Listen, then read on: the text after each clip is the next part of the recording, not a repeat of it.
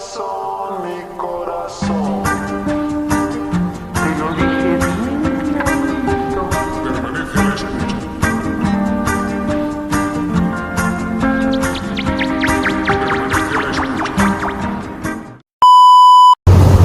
Halo semua, hari ini kita akan membahas hal yang penting banget loh buat kamu yang ingin masuk dunia bisnis, yaitu sistem hukum di Indonesia dalam dunia bisnis. Oke, hukum itu bukan cuma soal sidang atau pengadilan loh, tapi jadi fondasi agar usaha kita bisa berjalan secara adil, aman, dan profesional. Nah, yuk langsung kita bahas. Nah, selanjutnya kita masuk ke dalam pentingnya hukum dalam bisnis. Di era global dan digital kayak sekarang, bisnis itu harus patuh sama hukum. Kenapa? Karena hukum yang pertama memberi kepastian dalam bertransaksi. Yang kedua, hukum melindungi hak dan kewajiban pelaku usaha. Dan yang ketiga, hukum itu mencegah konflik atau sengketa. Nah, tanpa hukum, bisnis bisa berantakan. Misalnya, nggak jelas soal kontrak, ada penipuan, atau pelanggaran hak cipta. Makanya, hukum menjadi alat yang penting untuk jaga kelancaran dan etika bisnis. Apa itu sistem hukum? Nah, selanjutnya kita masuk ke dalam sistem hukum. Sistem hukum itu bukan cuma sekumpulan pasal, tapi gabungan dari 3 elemen utama. Yang pertama, ada substansi hukum, atau isi atau aturan hukumnya. Yang kedua, struktur hukum, yaitu lembaga dan orang yang menjalankan hukum. Dan yang ketiga, itu ada budaya hukum, yaitu kesadaran masyarakat untuk taat hukum. Ketiganya itu saling mendukung untuk menciptakan keadilan dan ketertiban. Oke, setelah tadi kita membahas sistem hukum, sekarang kita membahas sistem hukum Indonesia. Nah, sistem hukum Indonesia itu pluralistik, alias campuran. Yang pertama, yaitu ada hukum adat, yaitu hukum yang dari kebiasaan masyarakat lokal. Yang kedua, ada hukum Islam. Hukum Islam itu khusus di bidang tertentu seperti waris atau pernikahan. Dan yang ketiga, hukum barat. Hukum barat ini yaitu warisan kolonial Belanda.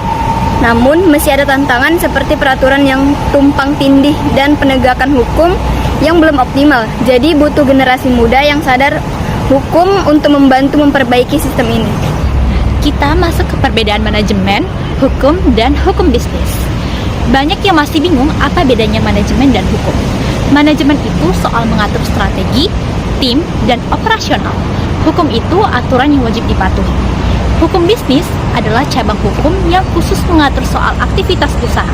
Misalnya, kontrak kerja, hak kekayaan intelektual, sampai perizinan usaha. Kalau manajemen itu arahkan tim, maka hukum pastikan semua langkah bisnisnya sah dan terlindungi. Membahas hukum dalam bisnis. Hukum memiliki peran yang sangat strategis dalam dunia bisnis karena memberikan kerangka pengaturan bagi seluruh aktivitas bisnis, mulai dari transaksinya, kontrak, hingga perlindungan atas hak-hak para pelaku usaha. Keberadaan hukum juga memastikan bahwa setiap pihak yang terlibat dalam hubungan bisnis memahami kewajiban dan haknya, serta memiliki jaminan penyelesaian bila terjadi perselisihan. Selain itu, hukum turut menetapkan standar tanggung jawab sosial dan etika yang harus dipatuhi perusahaan dalam menjalankan kegiatan usahanya. Regulasi yang dirancang secara tepat turut menciptakan iklim usaha yang sehat, mendorongkan pertumbuhan dan inovasi, serta menjamin kepatuhan terhadap norma hukum yang berlaku, seperti dalam bidang perpajakan, ketenaga kerjaan, dan lingkungan hidup. Nah, dengan demikian, hukum berperan dalam menjaga kestabilan dan kepercayaan dunia bisnis secara keseluruhan. Kalau dalam praktiknya, hukum bisnis itu meliputi berbagai bidang hukum seperti hukum kontrak, hukum perusahaan, hukum kepanitiaan, hukum perbankan, hukum pasar modal, hukum perlindungan konsumen, hingga hukum pajak. Oleh karena itu, pemahaman mengenai hukum bisnis tidak dapat dipisahkan dari sistem hukum secara keseluruhan. Karena pelaku usaha tidak hanya berhadapan dengan perjanjian bisnis semata, tetapi juga harus memahami regulasi pemerintah yang mengatur sektor usaha tertentu. Subjek dan objek hukum dalam bisnis. Dalam hukum ada 2 istilah penting. Yang pertama, subjek hukum. Siapa yang terlibat dalam hukum seperti individu atau badan hukum, contohnya PT, TV, koperasi. Lalu ada yang kedua, objek hukum. Apa yang diatur, misalnya barangnya, jasanya, merek dagang, atau hak ciptanya.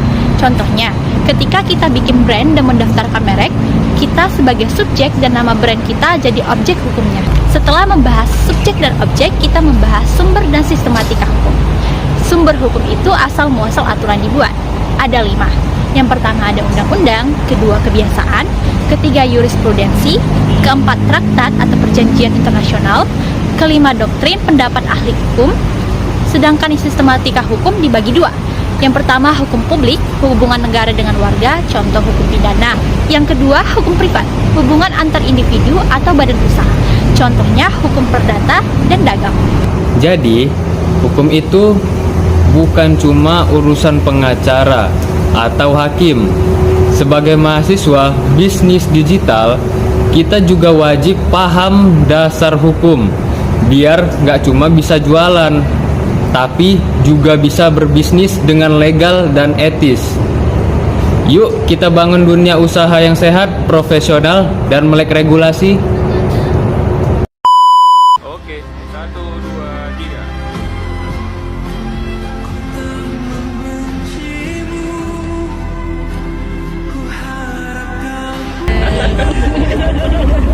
Udah siap? 3,